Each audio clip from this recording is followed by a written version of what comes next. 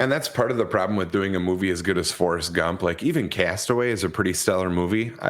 I remember like 5 minutes of it. Like Forrest Gump is easily one of the best movies ever made. And unfortunately, he kind of pigeonholed himself by playing that character way, way, way too good. He's a legend for it, but Forrest Gump is I might get yelled at for this opinion, but Forrest Gump and Shawshank Redemption are like the same kind of movie to me. Like they're just a whole afternoon eater because you will watch it. yes. It's just a good long movie. You know, that's it. Well, and so many people forget that really all they're slipping you such a period piece with Forrest Gump because you get locked up in the story of this guy who's, it's kind of explaining our world and our like the history of the last like maybe 50 years in this different eyesight. But it's also it's such a pop culture movie, you know what I mean? It's the last 50 years of like pop culture in essence in the South, in the world. They kind of do it all. So you kind of walk away from it with like the last 50 years of US history and pop culture wrapped up in this other story. So it kind of gives you feel good from two different directions is the way I look at it. Do you remember how mind blowing those effects were back then when you saw Forrest Gump like meeting the president and stuff, and they like they put him in there? It was like, how do they do that? How do they do that? And now we're watching like Avengers movies, and you can do whatever you want. You can fake everything. They can deep fake anything now, but like back then, they had to have a team of guys like, all right, we got to figure out a way to get Tom Hanks's butthole next to Richard Nixon. And it's got to be convincing. And they probably spent like a couple $100,000 doing that. Was it Nixon or Kennedy? I think it was both, but I can't remember who showed the ass, which president he showed the ass to. Oh, yeah, that's right. That might have actually been Kennedy on that one. I think so. Yeah, not to interrupt you. Same thing. I just hate Richard Nixon. Maybe it's a hatred for him. I don't know. You just want to show him your butthole? Yeah, it could be. I don't know. I'm a pretty hateful guy. I don't know. No, you're not. No, I'm not at all. I don't even know why I said that. You just let's go. Go ahead. Like the last week and a half, for anybody who hasn't heard me say it a million times already, I quit my job last week kind of on the spur. And we may get into that later. Obviously, there's not too much I'm going to say about that for obvious reasons. Was it glorious? Did you do it and just like feel like that weight off your shoulders, or was it kind of like you did it and then you were just like, oh shit, what did I do? No, it wasn't a bad. Everything for me being bipolar and having anxiety problems, everything for me is kind of a oh shit. But this was one that I'd been talking about doing it for a while. And I don't want to say anything bad, obviously, about like my former employer. I'm not a shit starter or anything like that. But it was just one of those situations where it was a stress that was bad for me. It was a hard thing for, like there was things going on that just, who you are at this point in our lives, especially, and who you're not. And if you don't quite, you're about to find out. And I've just kind of got to that point where it was like, there's things about this that just aren't who I am, and I can't pretend that they are. And things came to a point where something happened one day. I kind of looked at my wife and said, okay, this is it. I have to go. So luckily I had, kind of knew that this might happen. So I'd been putting some money away for a while. Right now I'm just kind of staving off the last couple of years and how stressful and crazy they had been. But I'll obviously jump back in and find a job soon, but I need some decompression time to relax for a couple of weeks here. So sure. But I feel great. Yeah, there's the only time I ever experienced anything like that is I quit a solid job to pursue music for a few months, and that liberation of like getting out of a shitty situation is fucking priceless. But yeah. Then everything else starts coming to you too, where you're like, okay, now what? Because obviously, when I did that, I knew the band wasn't going to be like this stable income. I had to figure something out. But one thing I've always kept me going in life is just like, even at the worst situations, like they always work themselves out. They will always work themselves out. It doesn't matter what you could.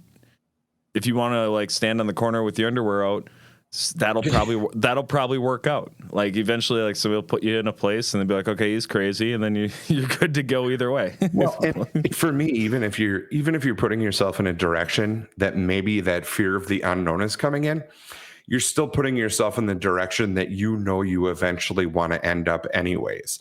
So you know what I mean? Like, it's scary because you're launching yourself out of like a trebuchet or a catapult, but you've also put it in a direction that you know you want to go. So regardless of the outcome, you've put yourself on a path in a direction. And knowing you back then, like, that was love. You know what I mean? Like, you had something that you hated, and music was something that you loved. Like, you know, knowing you back then, like, that was love. Like, you know, when you picked up guitars and stuff, it was like, oh, like it was a different thing. So walking away from a job like that isn't that big of a deal, because you're like, well, I'm going to do this no matter what. So whatever I can do, you know what I mean? Like with job wise, if I can do this and do this, then I'm fine. But if this impedes on the thing I love, then I can't. So really, you're putting yourself in a direction you have to go anyways. There was no other choice. Yeah, I mean, looking back on that, there's no, I wouldn't have done it any different. The only thing I guess the only thing I maybe would have done is I wish I would have been at the level of maturity I was for that last music project that really was worth a damn. If I was mature enough to handle the business side of things, I feel like we had an honest shop. But even in our early mid-20s, we were still too fucking stupid to manage and figure out like how to do that properly. So I quit a job, and I think it was about 3 months of writing and working at it, and then it was like that was right back to work. And that's when I picked up a job that I was like ready to I could have fucking jumped off a cliff at Lowe's. The worst fucking place. So I'm sorry if anybody's watching. Maybe not that Lowe's. So don't get any ideas if you're about to call a lawyer. Yes. Yeah, maybe not that one. I'm just saying, like, I realized right there I didn't want to work for any kind of bigger company.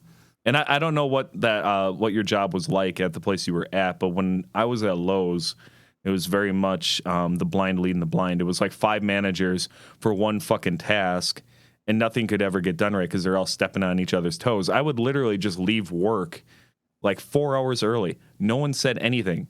If I was ever late a few minutes, I got scolded. But I could leave whenever I wanted. No one knew because they just assumed some other manager told me to go home.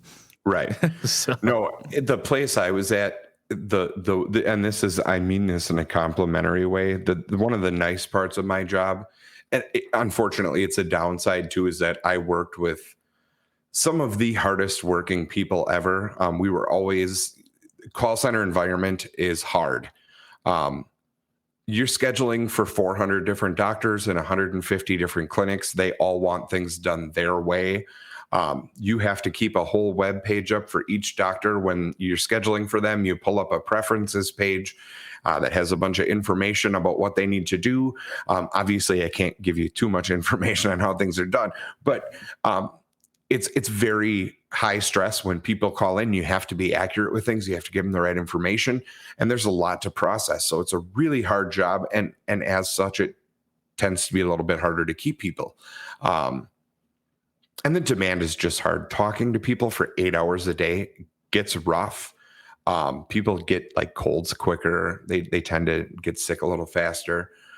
It's exhausting, but either way, regardless, you end up with this really solid group of people that works really hard together. I worked with some of the best people. I learned from some really, really intelligent people. The hard part about that is we were all willing to work so hard that no matter how short staffed it got, we were all just packing in hours, and it gets brutally exhausting. So that was the hard part of our job, is that no matter what happened, if there was a snowstorm, if every person in the world called in sick, we had to be able to do it. We had to open, and we had to answer 8,000 to 10,000 calls a day, no matter what. If there was 2 people there, we still had to answer the calls. So it gets tough.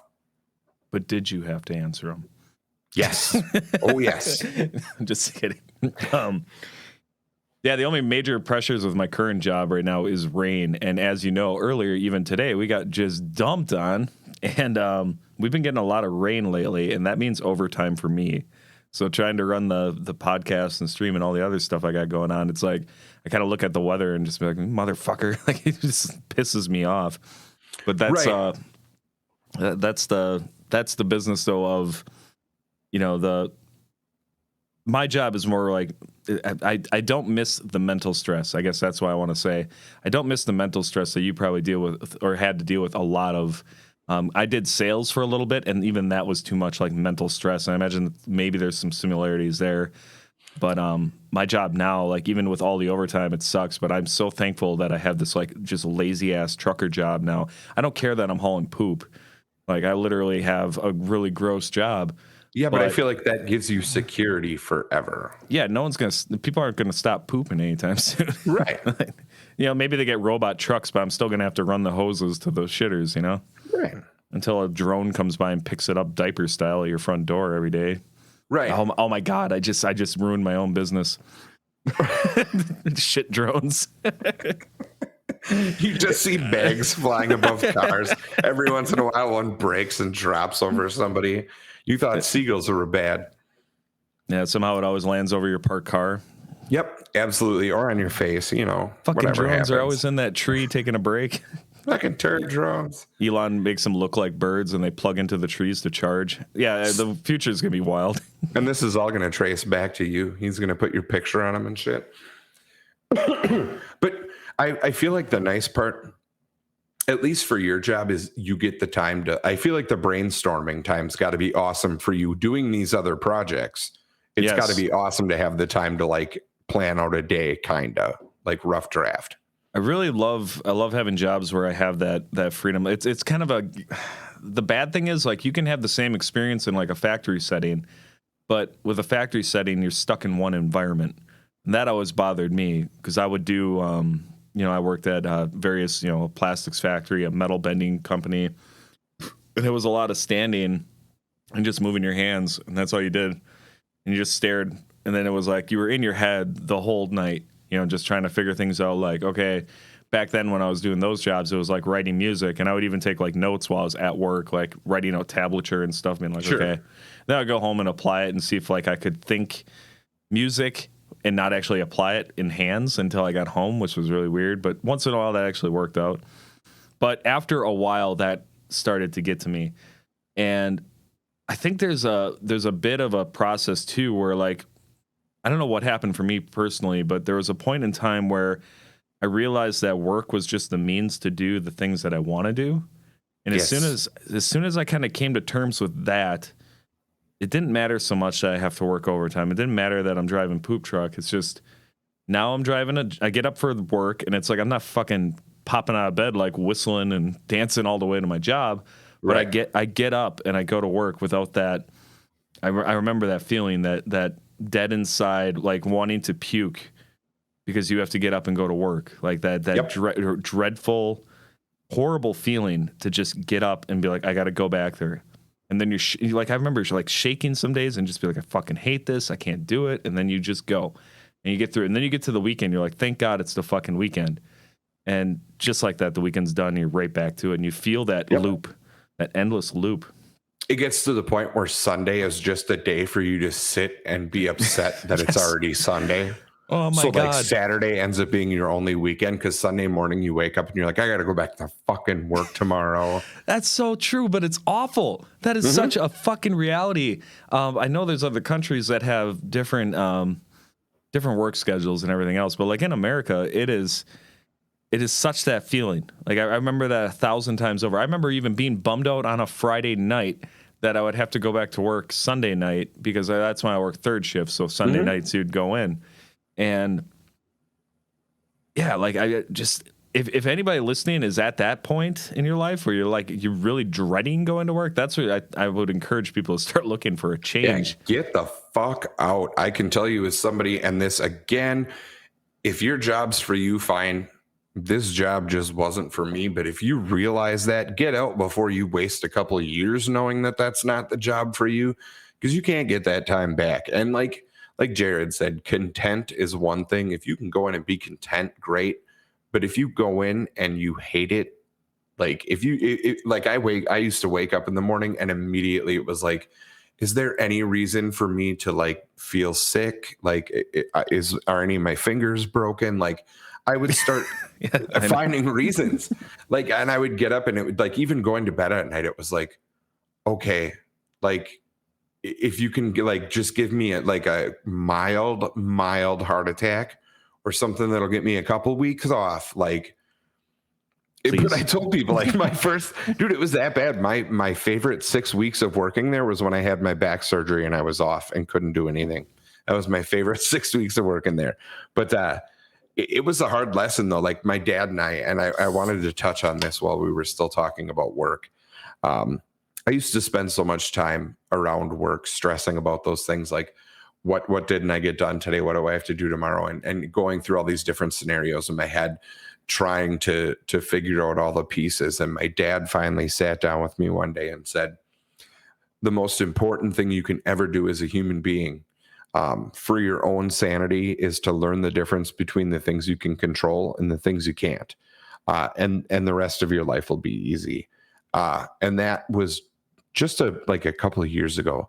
And really taking that seriously the past year or so has completely changed my life. So that's my advice to you and anybody who's ever felt in that situation.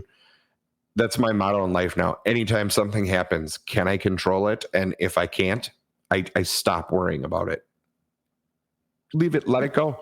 50% of your workload is gone and you have so much time to be happy. I think a lot of people probably struggle with like believing in that, you know, when you really buy into it. I've had moments where I had resolve for that, and other times where it was just kind of, you still like stay up at night. And like, I bet that's just a day-to-day struggle in general when you have, you know, those stresses and everything else. But it's just, I feel like everything's learning how to cope at this point in our life though. Like, I don't know, growing up the way I grew up, I guess it's always just finding ways to cope with stuff. Like that's where music was always my big thing. Like you were always the performer. The big reason I was like hanging out with you guys, listening to the stuff you were writing and the stuff other people were doing, is that music was always my coping thing. Everything I listened to always made me feel a different way. So any mood I was in, I could correct it kind of with music, or if I needed to put myself in a different place. You know, if we were going to hang out somewhere and I needed to stop being in a pissy mood or whatever, music was always my guide to wherever I needed to go for the day. So I always got the other side of that part. So that was, you know, that was kind of my love of the whole thing, was getting to listen to you guys write that stuff and keep myself sane with it. I remember the day music changed my life. I was in a bunk bed.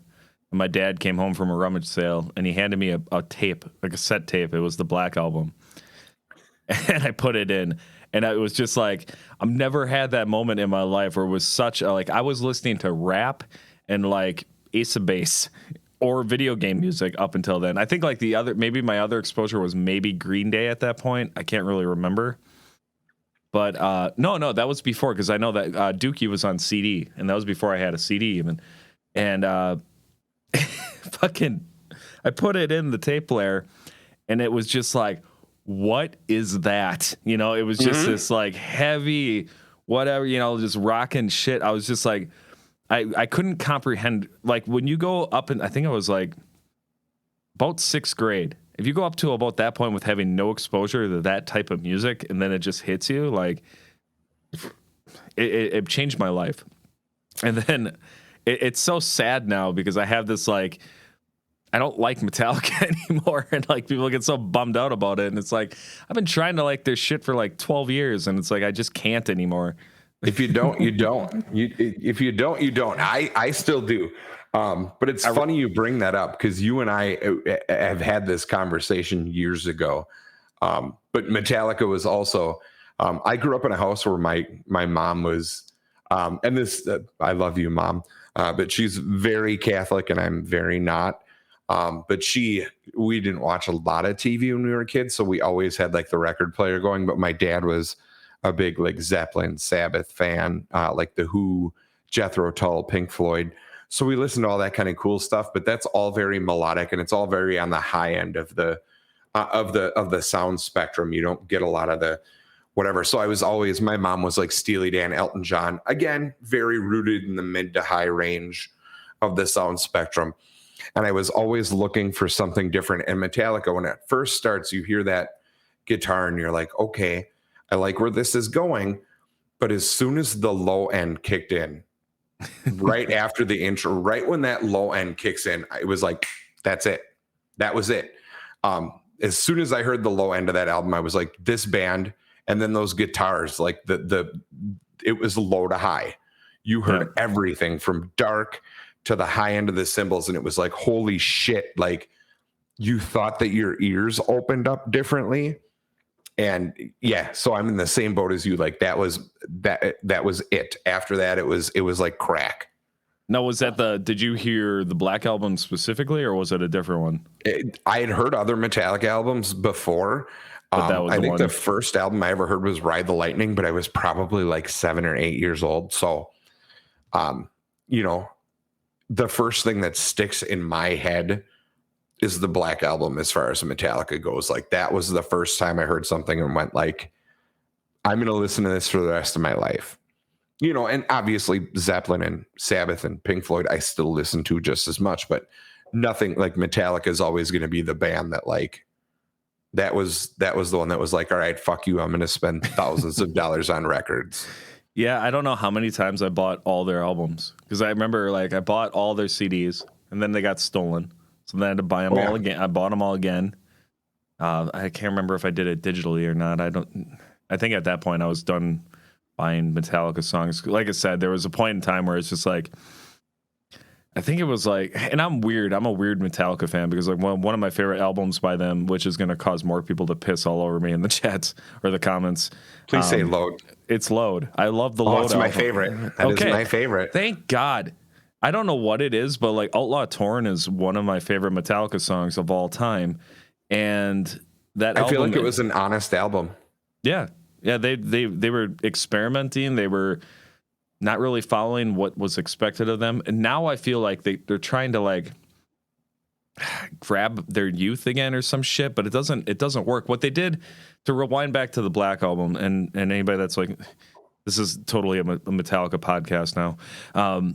When they worked with Bob Rock and they did that album, they specifically were chasing the sounds of like Motley Crue and doing these the way they recorded like those 80s, you know, fucking, even though they hated 80s glam. A few years back, I remember being exposed. I don't know if exposed is the right word, but I remember hearing Emir for the first time. You ever hear Emir? Yes. Okay, so they were like that Joey Sturgis produced band. I believe that was their producer.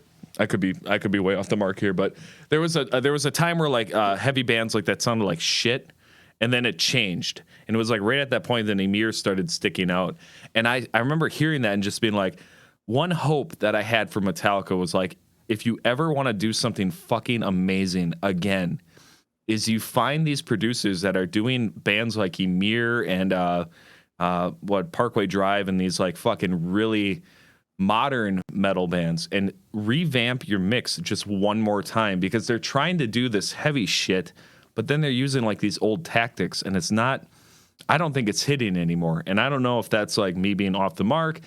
I try not to get nostalgia boners anymore, where like I just like things because it's like, oh, it's them. Like I really try to look at it, and I thought the last two albums were better than Saint Anger, obviously, but I also thought there are 1,000 bands in garages right now that sounds just like this, and they're never gonna fucking get anywhere. So is it just because they're Metallica they deserve that? Why do those thousands of bands exist? True. I agree with that, but I'm just saying, like on a standpoint of, I don't think it's when you hear an album like Load, and they tamper with like S&M, and they do all these like these different things. I feel like they're caught in this like expectation of trying to be fast and heavy because they feel like they got to fight against their age, and I almost would rather see them embrace their age and do a chilled album like Load again, or something that like really they could perform properly, because I'm going to get more and more hate about this, but this is just my opinion. So don't it's whatever. Just take it as my dumb opinion, and I don't know shit anyway. But to me, it's getting to the point where I see them live, and I'm like, man, you can't even play what you're creating now. Oh, they're mega down tuned now, and down tunes. The recordings are sped up. Lars can't hold a beat to a tempo to save his life. Never could. He never. The only reason he could in the 90s was because of cocaine. Like, Probably. it's 100% why. Allegedly. Or not, I don't know. Yeah, allegedly. No, they've talked about their substances before, I know, but no, that I don't know. Metallica, I'm going to give a pass on a lot of stuff because they literally, I think, just got me through life in general.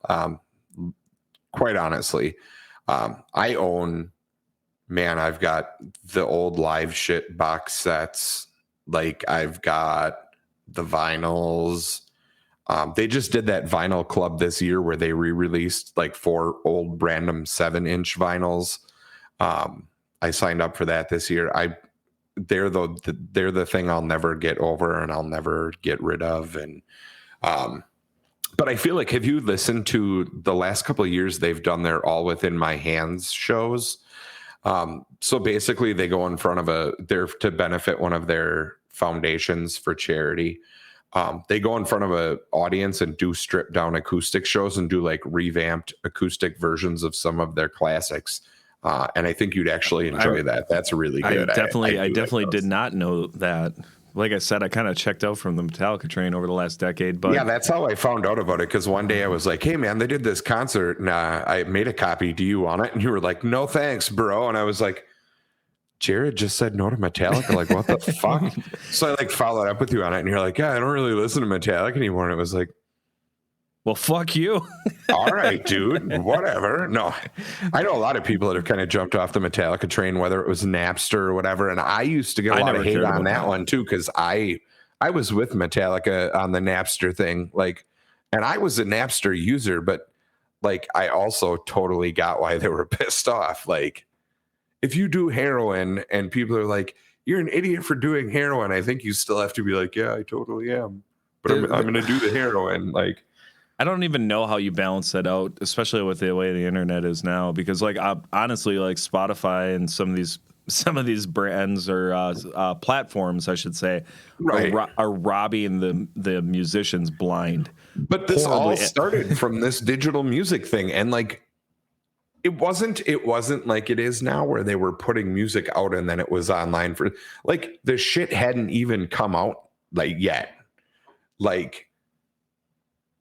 It was unreleased music. That's fucked up. Yeah, like that's comics are going through a similar thing too with that, where people are recording their sets and then put it on YouTube before it's like done, and they do their special. Yep. And it's not they're so shitty. I don't want to say the internet's like, obviously the internet's not bad, but like as far as music goes, I kind of feel like the internet fucking killed the music industry. Like, dude, the most interesting thing, like my latest endeavor, the thing I'm working on with Josh, is we're making a shit ton of music, and we're putting it out there just for free, because plays alone on Spotify will get you money, and if you're independent, you don't have to pay out some fucking bullshit contract. Right. You can sell your own merch, you can set up your own stores, you can do all this stuff on your own now.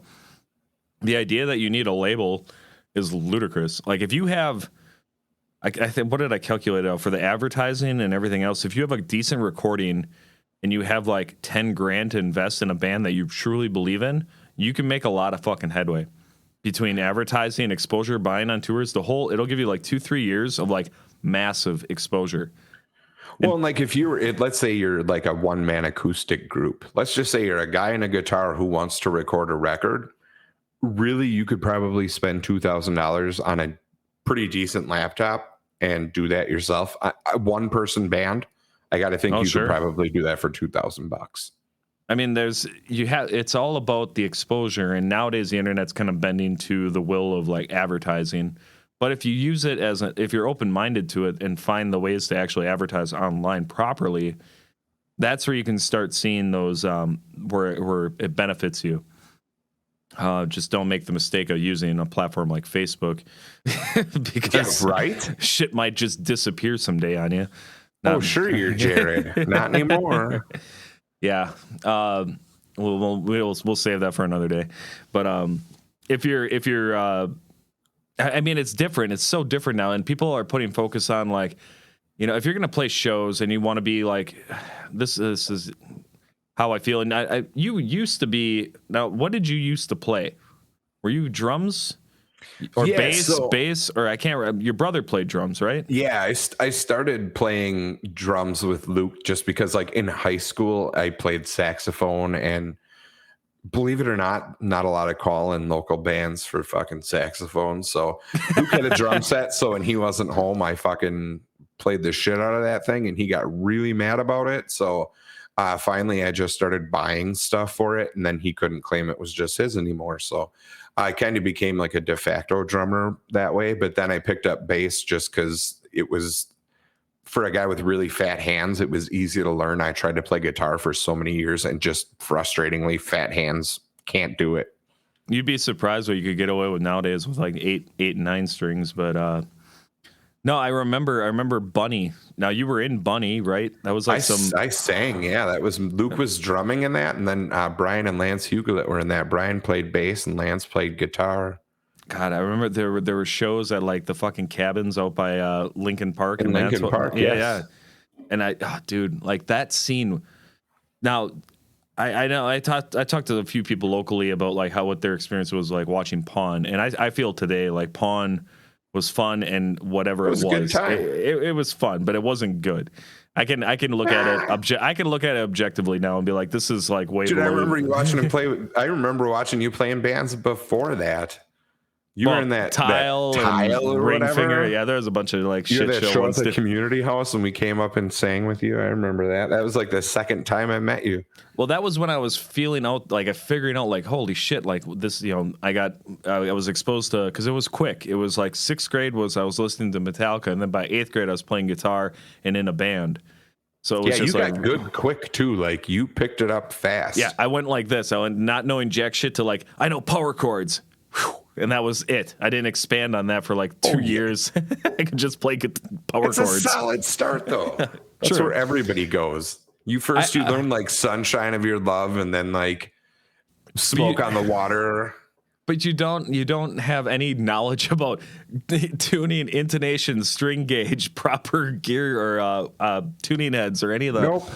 Now I'm like learning all this other stuff, and because like it's almost like a curse. So when you're young and you're playing music, and maybe you can relate to this from back in the day, when you're young and you're playing instruments and stuff like that, there's like a raw ignorance to it, and it can be out of tune. It can be raw and raunchy. Your distortion can sound like fucking piss butter, but it doesn't matter because it's just like a pissy raw whatever. And then as you get older, you turn into this crotchety fucking mess of a human who's like, oh, that fucking string's slightly out of tune. Then you play a chord and it's out of tune. You're like, fuck that, it's gross. It's like it is because you acknowledged it. If you could like just give into it, it'd probably be fine. Yeah. No, it's just you know too much at some point. Like I always tell my wife, like I don't even like walking past. Like we live downtown. I don't even like taking a walk past the park when they're doing shows like during summer, because I'll walk past and somebody will just be up there trying to entertain the old people of the town singing. And I'll walk past and they'll be like a half step off on a note. And I just want to be like, no, you idiot. How dare you entertain these people Pick it up a half step Celine Dion, like you fucking moron. And I just know like I'm such a terrible person, but it's like, no, it's practice. And I'm not even good. Like I can't, I'm a 40-year-old fat guy. Like I can't sing anymore. Like, but there's just that thing ingrained in you that you've listened to enough things over. Like when you guys recorded or listening to like Toxic Ruin record now, like you hear somebody play something over and over and over and over again. So now you expect everybody to just know how to do things right. So when they get it wrong, you're like, nope, dummy, try it again. That is something that's very me and Josh kind of touched on this a bit. Like the scene in this immediate area is weird. Is it not weird to have this tiny ass little fucking county and you got bands like Toxic Ruin, Macabre, and who the fuck else? I was gonna say Gain, but we made progress, but we weren't that great. Terrorizing was sweet. Dude, but I always grew up with that stuff. Like even like being 18 and 19, like because I was a few years older than you guys, but like having Pawn around, like that was fun. Citizen P was way better than us. No, fuck that. Fuck that. Rock my shit. that. Do you remember All that? the hacky sack kids. Fuck that. Do you No, know they no, called the Citizen- cops on us when we did that show? Are you serious? Yeah, that's why the cops showed up at that show, because one of the guys in Citizen P called them and told them we had knives. Oh, for fuck's sake! We didn't have I any don't know. I knives. don't know any of this drama. So if you happen to be from Citizen P, just know That was like 20 years ago. I was some little kid watching you, like, oh my god, I'm seeing a live band. It was like I saw Citizen P. Nobody's gonna know the references of these bands whatsoever, but I don't care. Citizen P, and it was like Myopic Son doing like Beach Bash or some shit. I remember Citizen P had like a Digitech fucking one of those shitty fucking Digitech effects pedal. The bass player was like all funky with it and stuff. But I remember it being good. The singer reminded me of like Three Doors Down, but it was like this funky like rock kind of group. And then they gave up when Ambuscade was like 5 times better. And then now we come to Ambuscade. I tried to get Mark on tonight because I would have loved to have picked his brain about this stuff too, and maybe someday we'll get into it with that. But I can honestly say, like, Ambuscade was such a sleeping giant in our pocket of our music scene that never got out, and it's mostly because they didn't push themselves out there enough. You know what I mean? Like, they liked perfecting things to the point of like a fault. You know, where they were like Rush, like they would, you know what I mean? Like we're not so showing it to anybody until it was right. But it like was so good though. It was for that age, like watch John Barrows would just like wake up in the morning, pick up a nylon guitar and start playing something. And you're like, where the fuck do you get off, dude? Like you're gonna make me look like shit at 7:30 in the morning. Like, but yeah, they were incredible. And I remember there was like a 6-month period there that whenever those guys were rehearsing or jamming or doing, I was there, and I probably lived around those guys for like 5 or 6 months straight. Like was that doing nothing. Was that when Marty was around, or was that Travis? Yeah, it was when Marty was around. Travis was pre and late. I think he was in the outsides. Yeah, me and Mark and I. So Mark and I have known each other since birth. Mark's dad and my dad are like best buddies back since like high school. So I've literally known Mark all my life, but like obviously as teenagers, he went to Roncalli, I went to Two Rivers, and then I went off to college, and he was still in high school. So when we we had a friend whose daughter was killed when she was 2.5. We had a benefit show that we did for her, and Mark was his band played. And did you guys play that? Did one of your bands play that show? Oh, you guys were there, I know. Maybe I don't remember a lot. It was like 16 years ago already. But Mark's Ambuscade said more than that. I think we're 2005. Talking. So it was 16 years ago. Oh, 2005. I would have been like in that transitional, like into Greytown Fire. Yeah, you and I were already hanging out, but Mark and I hadn't really connected in a while. Like we had seen each other and said hi or whatever, but like we hadn't actually hung out in a while. Well, they played at that show. Because we just messaged him and said, hey, would your band play? He's like, of course. So after the show, he was like, we really got to start hanging out again. And I showed up one day when they were playing, and I was like, okay, I'm never leaving. But by that time, Marty was already in the band. Marty and I like hit it off real quick. And I think I had met you separately through Kevin and Eric. Yeah. Through those earlier years, not older years. Yeah. Yeah, it's weird because I grew up right down the road from my Kevin. He was down the road. We grew up, and our older brothers used to make us fight each other. Really? So, yeah, when we were kids, it was just like, all right, you're gonna fight him, and whoever survives is the winner. I won. Bum fights. That's awesome. I won a few times, but for being a huge guy, I don't think I've ever actually been in a fight. Isn't that, dude? It's not cool. I hate the idea of fighting now. Like I remember there was a little brief stint where I was like, oh yeah, no, you have no idea what the fuck you're getting into. Like you could be really tough, you could be skilled, and you could still get knocked out in one blow. Oh yeah. I think the only person I ever physically punched in the face was Mike Lovelace. And he decked me. Yeah, he decked me right back too. It was. I'd like to know that story. Was that above the train store? No. This was. This would have been. One of Billy's parties back in the Pawn days, and I brought Mike there. We were all partying there. I remember Uncle Patty was there, and like, shit, like, what exactly happened? I fucked with him the whole night, so I deserved to get punched in the face. So it's fine. It's fine. We gave him a guitar. He was all fucking drunk, and we were underage. We had no business drinking, and he was all fucked up. We hand him a guitar. We're like, all right, Mike, every time you fuck up a note, you got to take a drink. And we gave him a guitar that was completely out of tune. So as soon as he started playing, nope, that's not right. You got to drink. And he couldn't get it tuned because every fucking note was out of tune. And he got more and more fucked up. I think I don't know for sure, but I want to say Billy maybe kicked him in the shower and said, like, girls gone wild, and fucking turned the shower on him and shit. I think he ended up showering with a couple ladies with clothes on. Wow. Yeah, with clothes on. Well, anyway, we fucked with him all the way to the end of the night, and then he was like pissed at me in the garage, and I had a handful of flour, and I went to shake his hand to say, truce, basically, and I knew he was all wet from the shower. So as he's shaking my hand, I fucking just poof, just nailed him with the flour, and I'm laughing at him, and he just wound up and fucking pow, right in the face. And then I turned back and I hit him in the face, and we got separated, and I had to bring him home that night. No, he slept at my house, and I walked him down to the river. He puked because my parents' house was down by the river there. Yep. I walk him back to the house. We go. He crashes in the basement room. I'm in my room. I come down in the morning to check on him, and he's waking up. He's just like, "Why is there bread in my eye?" Because it like caked into his fucking eye. I was like, dude, we beat the shit out of each other. Do you remember that? He's like, no. If there was ever two people I would never expect to hit each other, there was you two. There was a video of it, and it's lost. But I hear from the people that were at that party that it was like two shots that should have knocked each other out. It was like when the punches hit, like I think Billy said it, like it was such a fucking thud and connection on both punches that everybody was just like, how the fuck are they still standing? I don't know. Two of the most solid heads in the universe. Yeah, that was a lot of backyard wrestling back then, taking boards to the head and shit. Mike was another big Metallica fan. I suppose he's probably jumped off that train as well.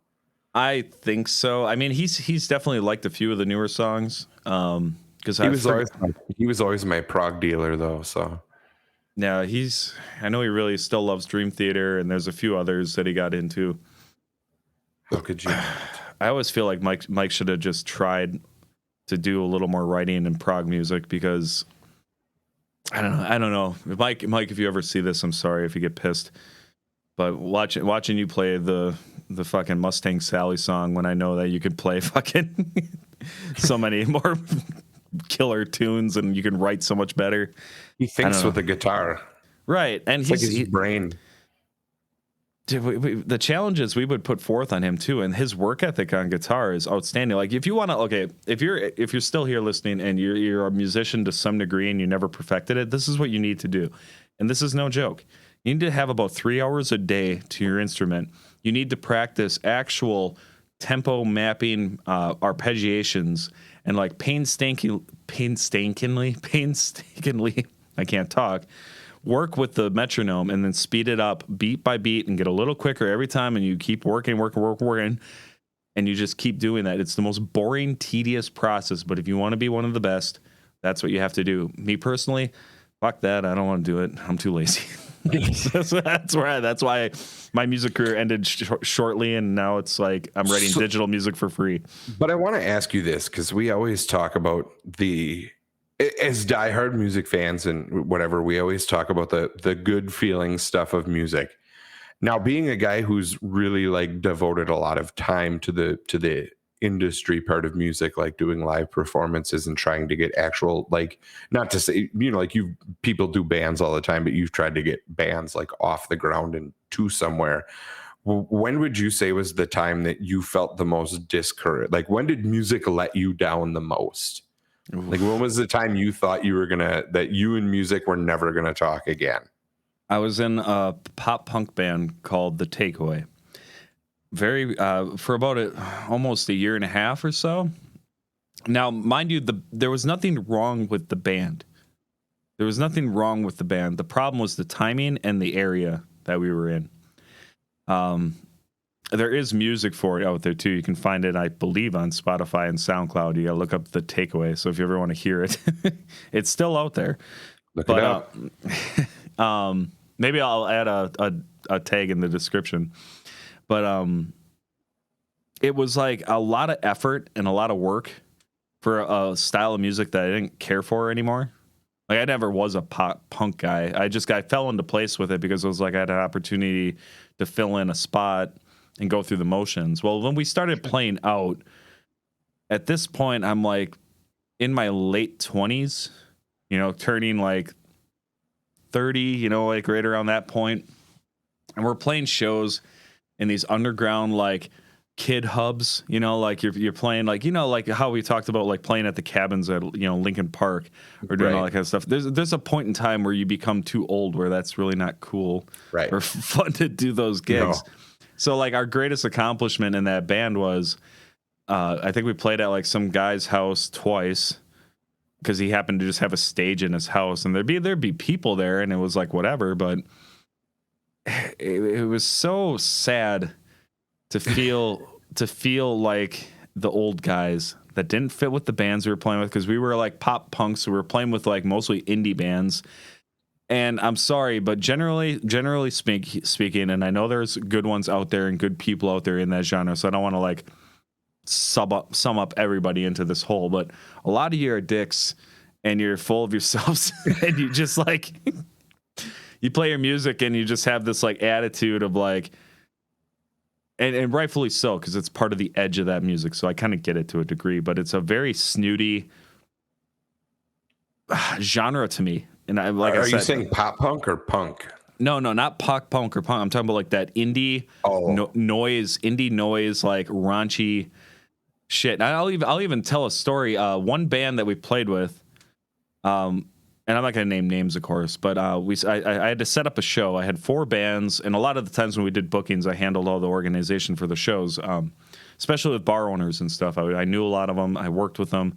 I knew what had to get done, and I was kind of a Nazi about it. I was like, okay, this band, before any show, you had like a sheet or an email that was like, you're on at this time, you're off at this time, changeover is this much time, the next band is here.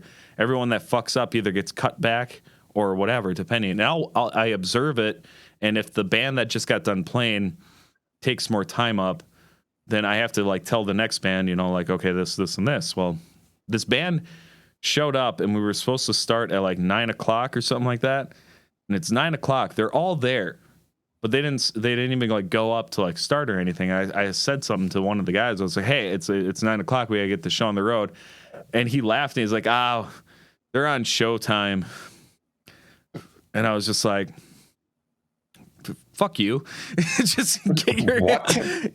You have people here. You have other bands that need to fill time slots. Like, and I would see more and more of that. And that was a lot of that time when I was in the takeaway that I saw bands with this like shit attitude. They would play shows. We would play with bands. They would get done playing. They would announce to the crowd, hey, everybody, we're going to this bar. And they would fucking leave, and their following would leave. And then the other 2 bands that had to play that night had nobody to play for because the band with the crowd showed up, played early, and then took off. And like, I have a message if you've ever done that. Fuck you so much. Yeah, that's some shady shit. And I'm sorry, I'm griping now. I'm getting some shit off my chest. I only seen it in that genre. I played, and Adam will tell you, I've played across the fucking spectrum in bands minus country.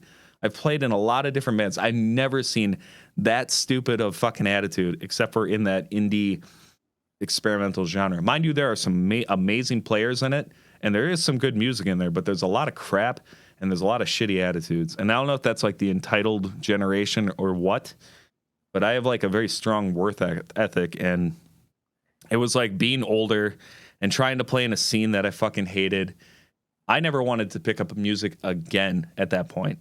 And then it wasn't too long after that Gain started up, and Gain was like, no, it's not that great of music, but we aimed for, okay, if we're going to play this live, I want to play something that's fun. I want to play something where it can be heavy.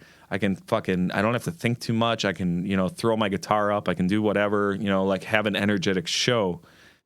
So that was like a revival for me, like to get back into the scene and do all that kind of stuff too. But even that was like, got to a point where it was just like, I'm still getting older, and it's like, what am I chasing here? Because I could feel I can feel the music industry changing right before my eyes. I'm seeing it move more into a digital realm. There's more EDM music, and there's more. Sure.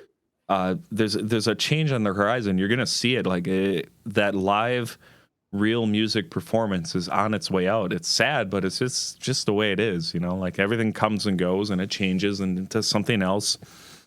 There is some hope out there. I mean, my 13-year-old daughter is listening to mindless self-indulgence and fucking Nice. and what the fuck is that band called?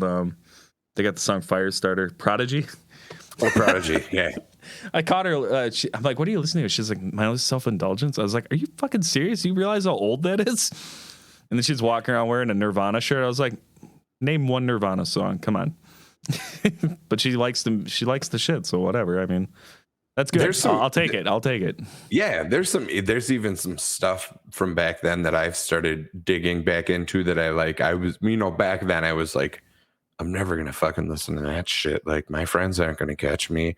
And now I'll kind of go back and listen to it. I'm like, that wasn't fucking bad. I like it. Like my wife will come in, what are you listening to? I'm like, oh, my Apple Music just kept playing after my album was over and turned on whatever it wanted. And really, I'm like, delete from phone. Really enjoying that John Mayer.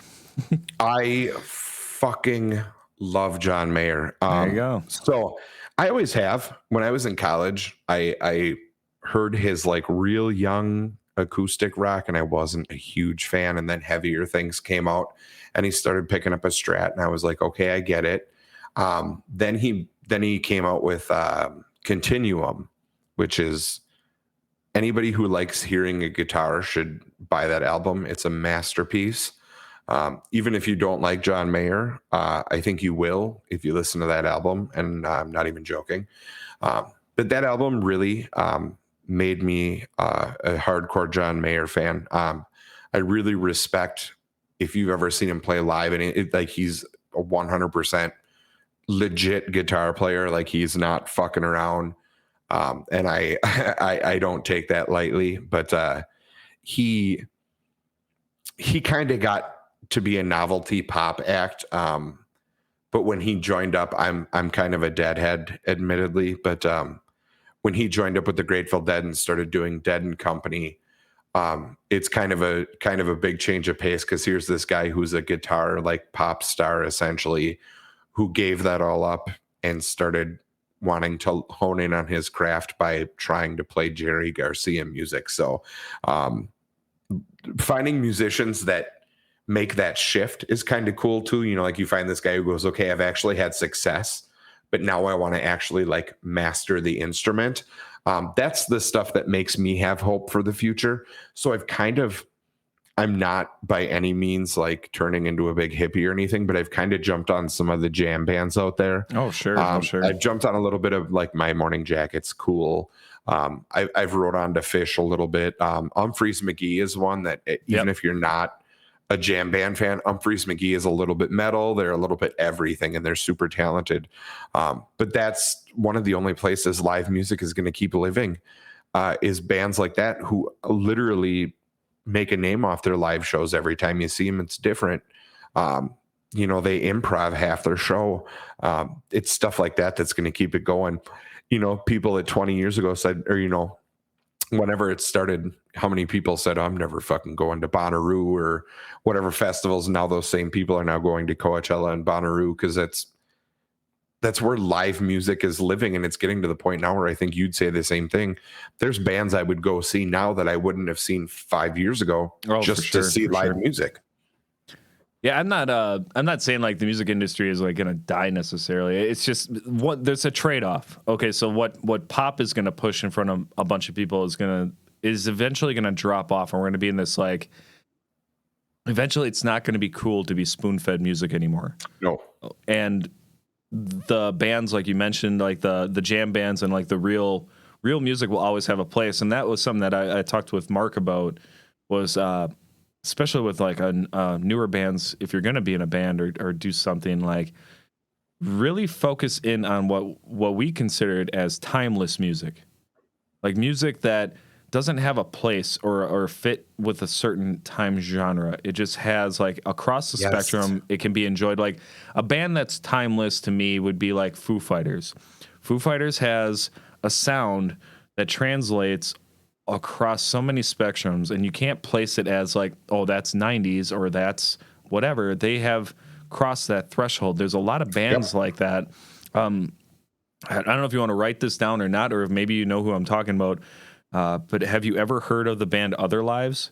No. Because if you really want like some chill music that'll just like take you for a ride, Other Lives. My brother turned me onto them a few years back. It's actually a funny story. So when Pawn was writing our second EP, the Pushing Away EP, if I don't know if you remember that, that was right when Eric left and Billy took over.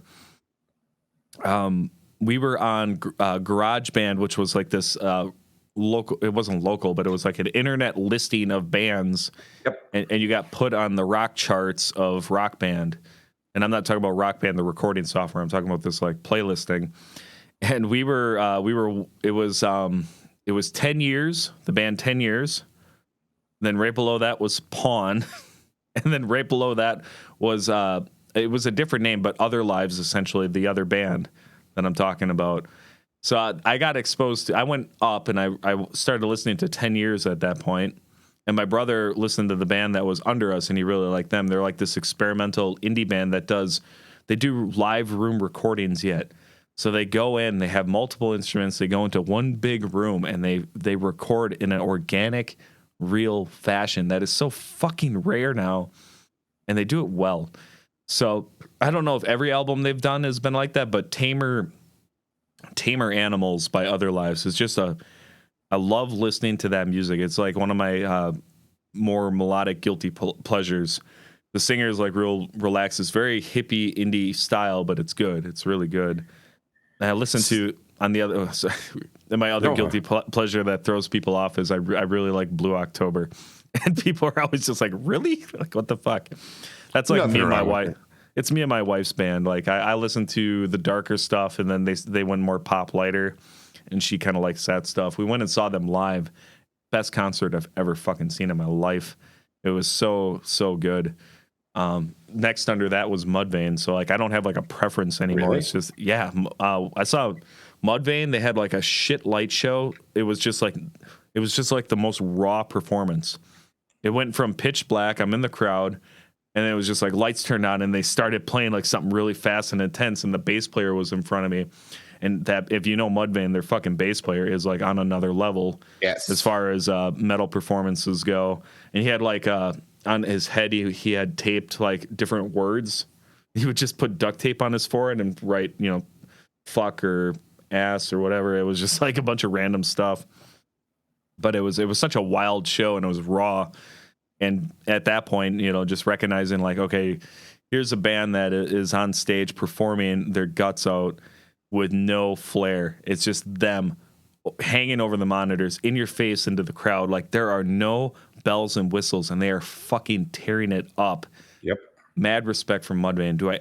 Have I ever bought a Mudvayne album? No. Have I ever owned a Mudvayne t-shirt? No. Do I like listening to them ever? No. But when I saw them live, they fucking blew my mind. And I would go see them. I would go see them live again, but I don't like their music. Does that make any sense? Yes. There's a couple bands I've seen live that I would go see again, and I fucking hate them on record. I won't listen to them. I won't. But they were good live. Yeah, it's weird, but that is a thing. That is definitely a thing. I don't. It's hard to categorize best shows I've ever seen, just because like there's so many different times in your life when you like 2001 like was the first time I was like 19, the first time I saw Kiss. But that was like a big thing for me because like when I was a kid, I fucking like I'm still kind of obsessed with Kiss too. But getting to see Kiss in person was kind of a big deal. I saw Tool on the 4th of July in 2007. And it was just one of those shows where everything they did was like perfect, sounded perfect. It was an awesome show. I'm trying to think of some other ones I saw, but I think 97, I think it was, my dad took me to see Eric Clapton in Milwaukee. and he played a solo show. No opener, came out and played for like 3.5 hours. That was pretty crazy to see. But I can't. Music's just, it's always just going to be. It's so hard to end a conversation on it. It's an endless experience, honestly. Yeah, we had a 2-hour conversation the other day just about production quality. Like, what are those albums that you love just because of the way they make your ears feel? Oh, Like nice. Asia by Steely Dan, or like those ones that are just produced really well. I guess the Black Album would fall under that too. It's just so sonically good.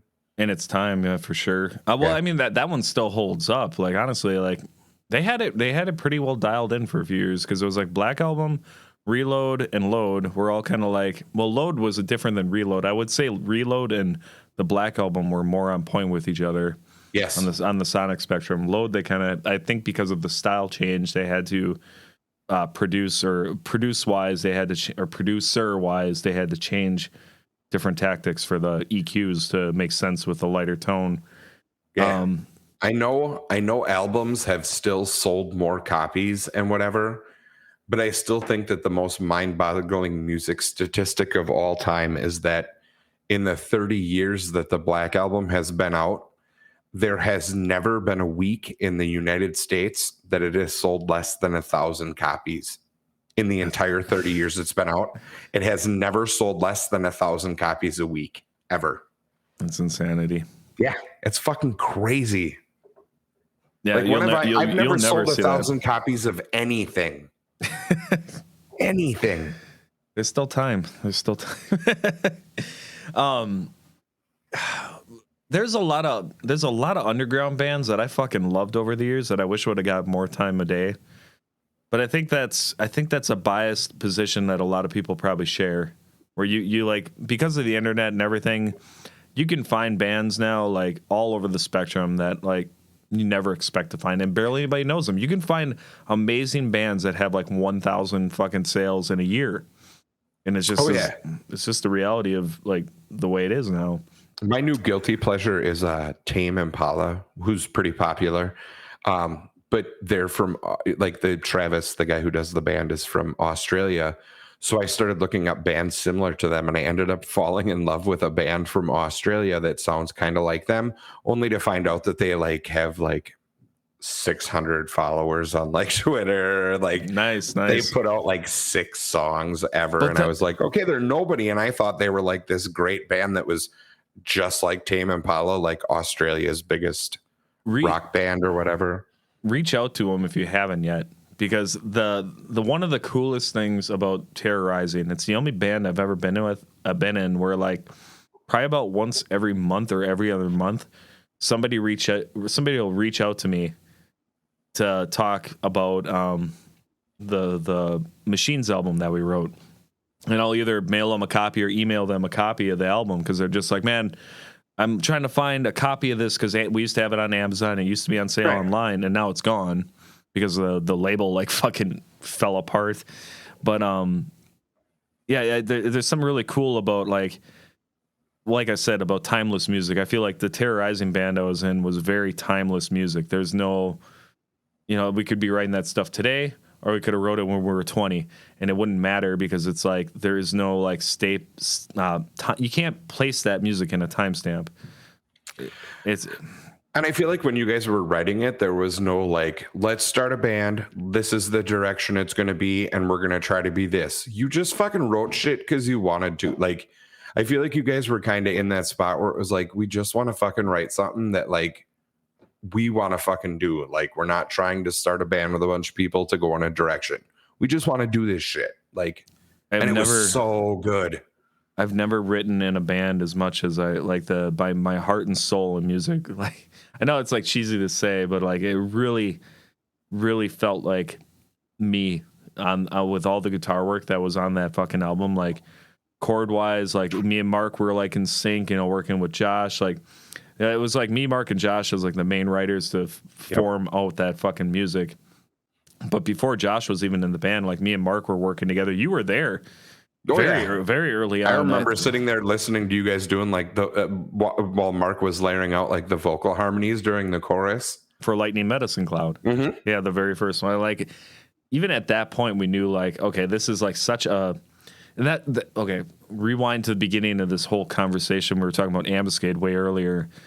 That was like a good appeal. That's something that drew me into Ambuscade was I fucking love music that stands out from other music. As long as it's good, like who the fuck was it now? I can't remember. I gotta get a hold of my brother-in-law. He showed me a band. His girlfriend showed me a band of this new rapper that has like a very great singing voice. Like he sings like a strained, like passionate singer in the mix of his rap. And I can't remember what he's called. He's blowing up right now, and now I feel like an idiot because I can't remember it.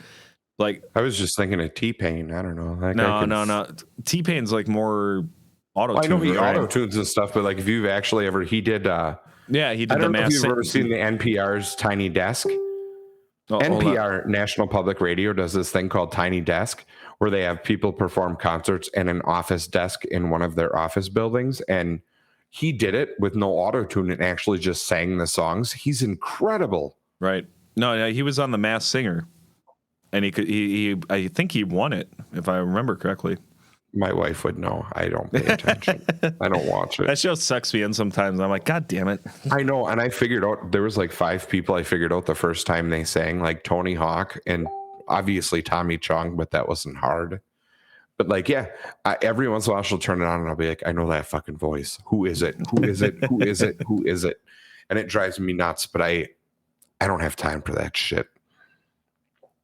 Well, I would love to sit here and just keep talking about music, but I think we should call her. Yeah. I'm getting like nailed with a bunch of alerts right now, and they keep beeping on the computer. So okay. Hang on I guess we'll until next time. Yeah, we got super torn up on one category there. I was like, oh, we should probably start talking about like wrestling or D&D, and I was like, oh, we're just going on music. I was like, we're never gonna stop. We were like, and that's fine. We could talk for a month.